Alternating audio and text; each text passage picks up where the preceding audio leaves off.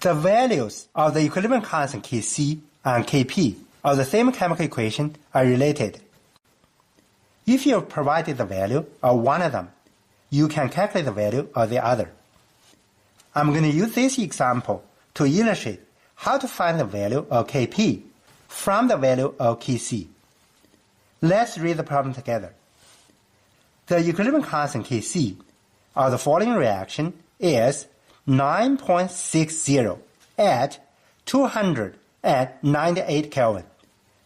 What is the equilibrium constant Kp equal to at 298 Kelvin? This is the balanced chemical equation. First, we will write down the definition of Kc and Kp.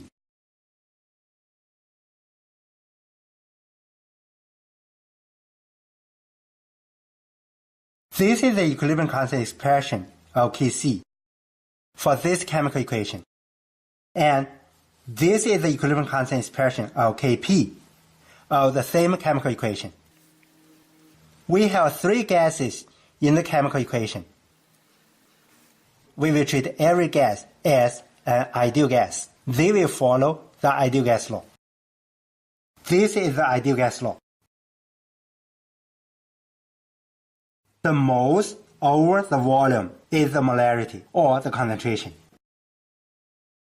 We can apply this equation to each gas to find the expression of the pressure in terms of the equilibrium concentration of the chemical and RT.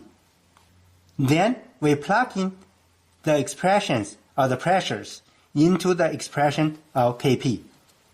Let's see what we can get. Let me show you more details.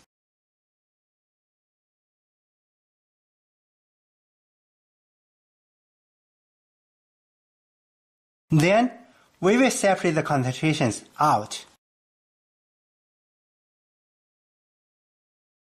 As we can see here, this is the equilibrium constant Kc. Therefore, we will get Kp equal to Kc multiply RT to the 2 minus 3 minus 1 power. This is the difference between the number of gas products minus the number of moles of gas reactants. We call this delta N. If you have a different problem, you do not need to derive this equation. You can use this equation directly. Now let me plug in the numbers. When we derive this equation, we used the ideal gas law. So the value of R should be equal to 0.08206. And the temperature should use Kelvin. And the number here is negative 2.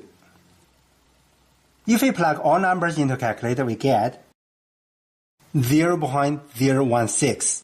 As I said earlier, if you're given a problem in an exam, you can use this equation directly.